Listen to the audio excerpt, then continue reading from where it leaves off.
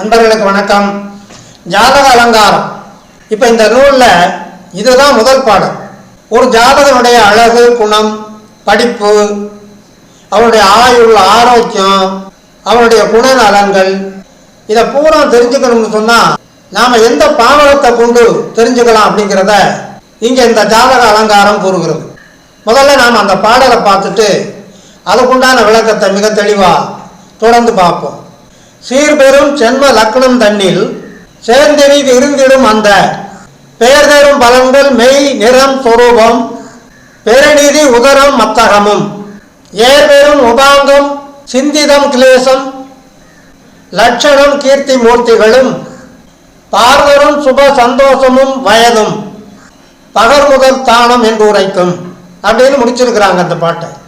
அப்போ ஒரு ஜாதகனுடைய அந்த ஜென்ம லக்னம், அந்த லக்னம், லக்னாதிபதி, அந்த லக்னத்தில் நிற்கக்கூடிய கிரகங்கள், இதையெல்லாம் ஆராய்ச்சி பண்ணித்தான் அந்த ஜாதகனுடைய பெயர், அவனுக்கு தரக்கூடிய யோக பாவங்கள், அவனுடைய உடல் அழகு, அந்த ஜாதகனுடைய நிறம், அவனுடைய தோற்றம், அவனுக்கு பூர்வீகத்தில் இருக்கக்கூடிய சொத்து சுகங்கள், அவனுடைய சுய சம்பாத்தியம் மூலமாக தேடக்கூடிய கிடைக்கக்கூடிய சொத்து சுகங்கள், அவனுடைய உணவு பழக்க வழக்கங்கள், அவனுடைய வீரியம், அவன் உடலில் இருக்கக்கூடிய அனைத்து அங்கங்களை பற்றிய தெளிவான விவரங்கள், அவனுடைய சிந்தனை, மன கிளேசங்கள், கிளேசம் என்று சொன்னால் மனதில் ஏற்படக்கூடிய குழப்பங்கள், பயம் போன்றவைகள்.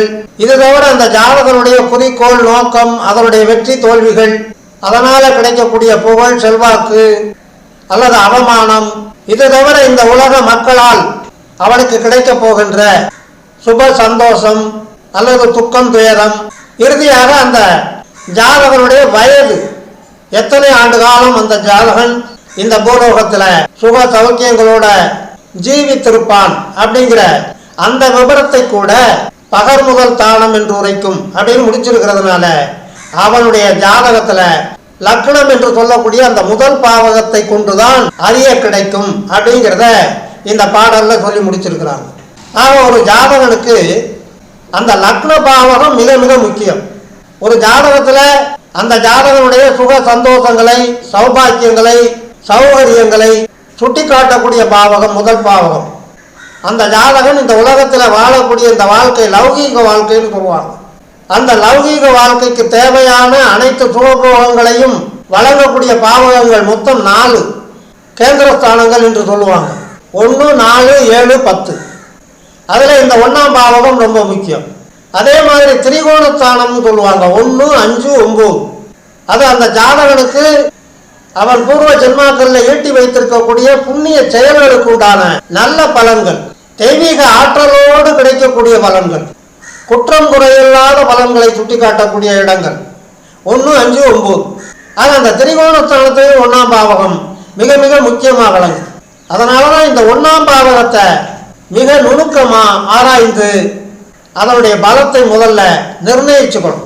அப்பத்தான் அந்த ஜாதகன் இந்த உலகத்தில் வாழும் காலத்தில் எந்தெந்த மாதிரியான சுகபோகங்களை அனுபவிப்பான், அதை எப்போ அனுபவிப்பான் அப்படிங்கிறத தெளிவாக தெரிஞ்சுக்கலாம். அந்த நுட்பத்தை இங்கே ஜாதக அலங்காரம் இந்த நூலில் முதலாவது பாடலாக சுட்டி காட்டியிருக்கு. இனி அடுத்த பாடலுக்கு உண்டான தெளிவான விளக்கத்துக்கு தொடர்ந்து வாருங்கள், ஆதரவு தாருங்கள் என்று கேட்டு நிறைவு செய்கிறேன். நன்றி, வணக்கம்.